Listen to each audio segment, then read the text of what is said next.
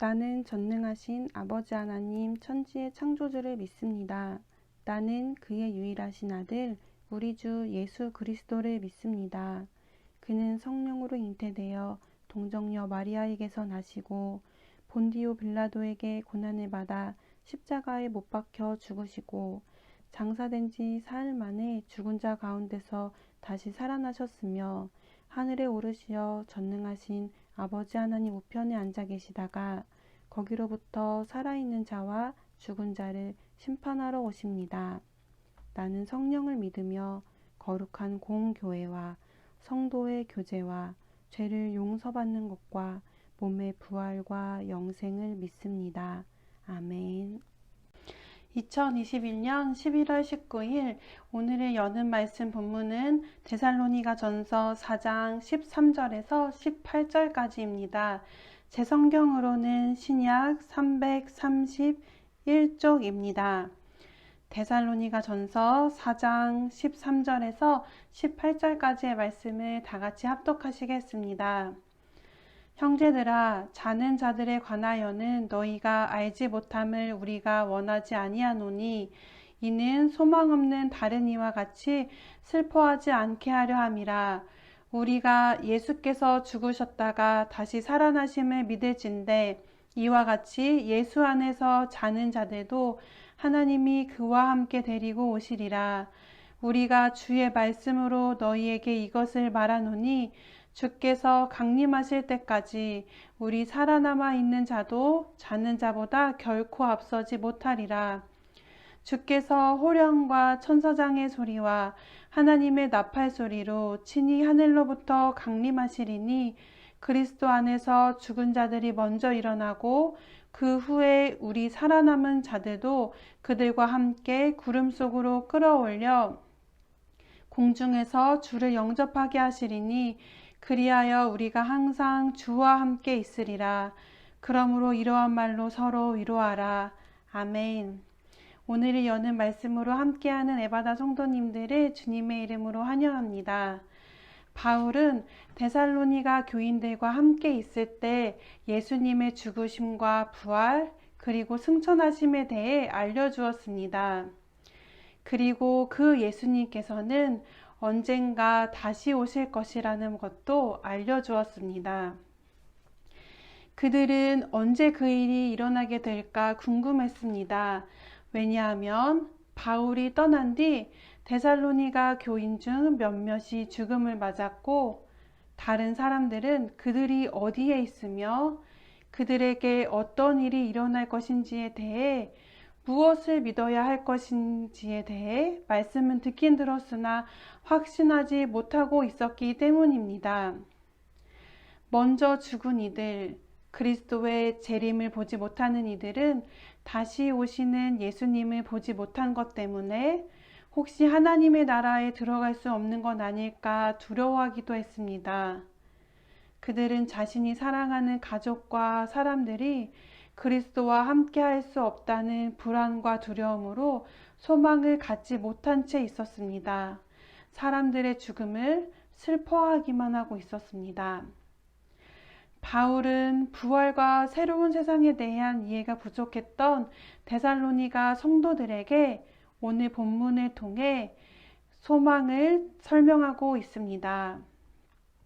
바울이 설명하고 있는 그들이 알아야 할 소망에 대한 첫 번째는 바로 예수님께서 죽으셨다가 다시 살아나셨다는 사실입니다.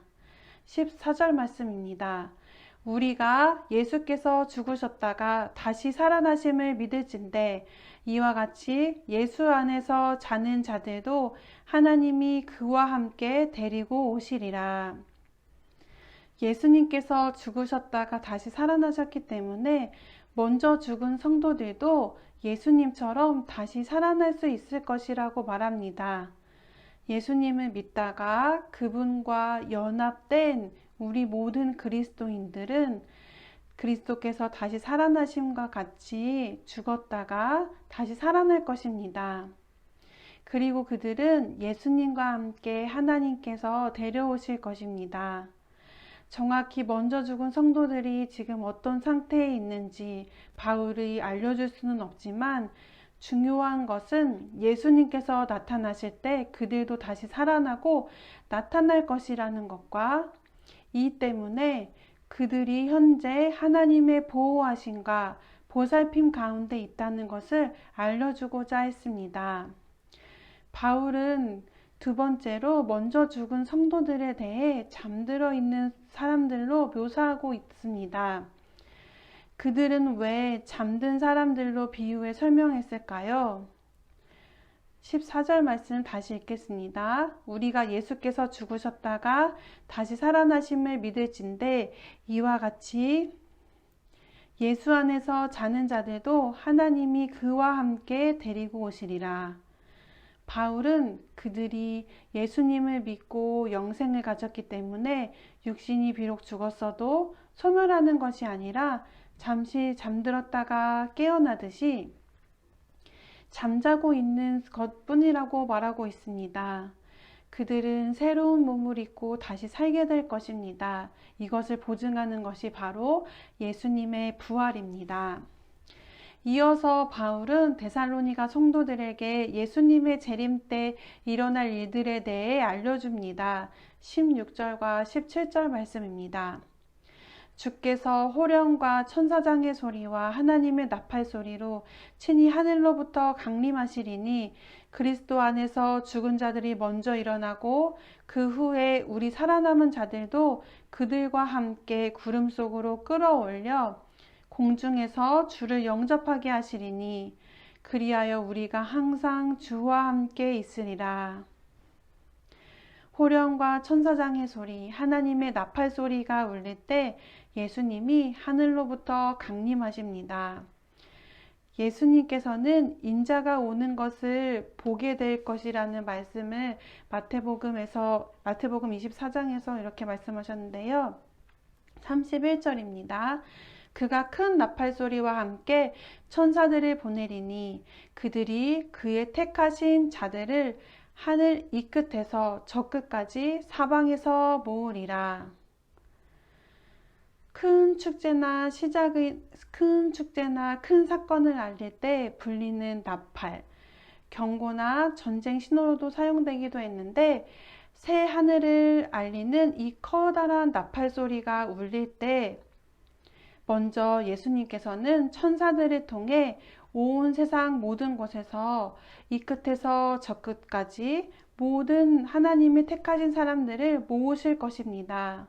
하나님께서는 모든 사람들을 사방에서 나오게 하실 것입니다.